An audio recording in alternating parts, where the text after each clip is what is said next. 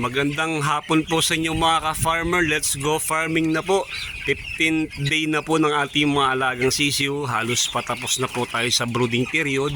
Na-extend ko na po sa kalahati ng ating kulungan yung kanilang space kasi mabilis na po silang lumaki.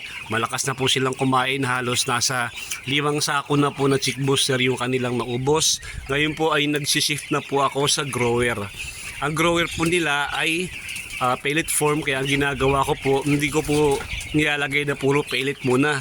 50% pong chick booster muna, tapos po 50% na grower hanggang sa mabuo po na puro grower ang binibigay ninyo.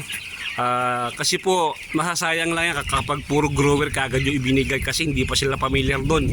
Usually gagawin nila, tutukain nila, tapos bibitawan, tapos po tutukain, minsan ilalabas pa sa feeder. Mapapansin nyo mas maraming natatapon kaysa nakakain nila. Kaya ginagawa ko po kalakalahati lang muna hanggang sa masanay po sila na pellet na yung kanilang tinutuka. Maganda po kasi kapag pellet na, less effort na po para sa kanila. Tutuka sila ng konti, puno na kagad yung butsi nila. Unlike ng kapag chick booster, maraming tuka pa sila.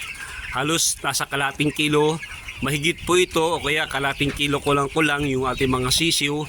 Kaya na-hit naman natin yung ating target sa brooding period. Ayan, maraming salamat po sa inyong mga ka-farmer. Pakilike and share naman po. Pakilike naman po yung ating video.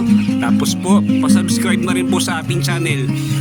Abangan pa po ninyo iba pang mga video nitong ating sisiw na ito, itong cycle na ito. At hopefully hanggang sa pagkakatay, i-share ko sa inyo para magkaroon kayo ng idea kung paano pagkakatay ng mga broiler chicken. Maraming salamat po. Mabuhay po kayong lahat. Happy farming po.